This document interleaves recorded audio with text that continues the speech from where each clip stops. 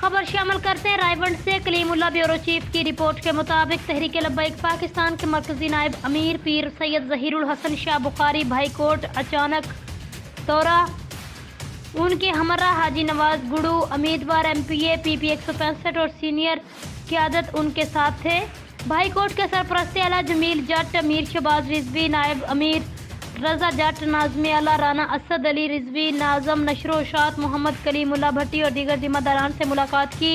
तहरीकी कामों का जायजा लिया। इलेक्शन की तैयारी मजीद तेज करने की हिदायत की। मरकजी नायब अमीर पीर सैयद ज़हीरुल हसन शाह साहब ने तमाम जिम्मेदारान को कहा कि ना तो हमने किसी को गिराना है और ना ही हमने किसी को उठाना है, बस मोहम्मद अरबी का दीन तख्त पर लाना है। आखिर में पाकिस्तान की सलामती और निज़ाम मुस्तफ़ा सल्लल्लाहु अलैहि वसल्लम को तख्त पर लाने के लिए ख़ुसूसी दुआ की गई। अब तक के लिए इतना ही। मज़ीद खबरों के लिए आप देखते रहिए PN न्यूज़।